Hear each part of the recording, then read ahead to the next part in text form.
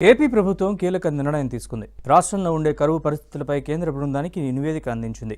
అలాగే రాష్ట్ర రైతాంగాన్ని ఆదుకునే చర్యలు చేపట్టాలని కేంద్రానికి రెవెన్యూ శాఖ స్పెషల్ సీఎస్ విజ్ఞప్తి చేశారు. తక్షణ సాయంగా 152 కోట్లు విడుదల చేయాలని కోరినట్లు ఆర్పీ సిసోడియా వెల్లడించారు.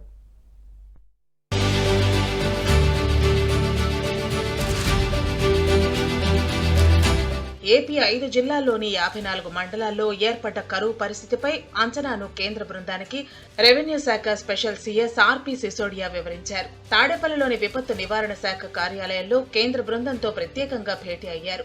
కేంద్ర వ్యవసాయ రైతు సంక్షేమ శాఖ జాయింట్ డైరెక్టర్ దేవి నేతృత్వంలో వివిధ శాఖల నుంచి సభ్యులతో కూడిన బృందం ఏపీకి రాగా వారితో చర్చించి రాష్ట్రంలోని పరిస్థితులను వివరించారు.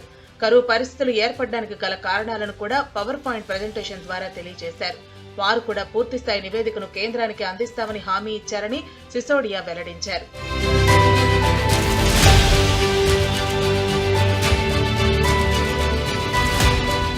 ఇదిలా ఉంటే రైతులను ఆదుకునేందుకు తక్షణ సాయంగా 152 కోట్ల రూపాయలను విడుదల చేయాలని కోరినట్టు ఆర్పీ సిసోడియా తెలిపారు.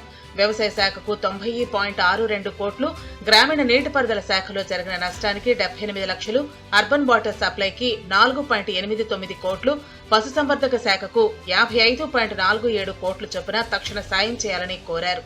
మొత్తం 5 జిల్లాల్లో 27 కరువు మండలాలు, 27 మధ్యస్థ కరువు మండలాలుగా గుర్తించిన ప్రభుత్వం ఆయా జిల్లాల్లో రైతాంగాన్ని ఆదుకోవాలని కోరింది.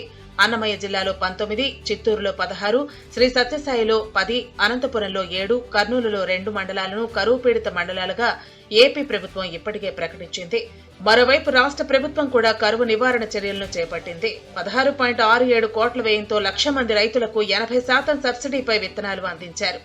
55.47 కోట్ల రూపాయలతో పశుగ్రాస విత్తనాల సరఫరా కోసం రాష్ట్ర ప్రభుత్వం ఖర్చు చేసింది. 54 మండలాల్ని కరువు మండలాల కింద ప్రకటించడం జరిగింది.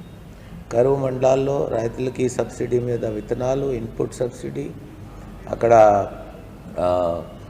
పశువులకి సబ్సిడీ మీద ఫోడర్, ఇవంతా ఇవ్వడం జరిగింది. ఒక సెంట్రల్ బృందం రావడం జరిగింది. దాన్ని ఇంటర్ మినిస్టీరియల్ సెంట్రల్ టీమ్ అని అంటారు. వాళ్ళు 2 రోజులు ఫీల్డ్లో పోయి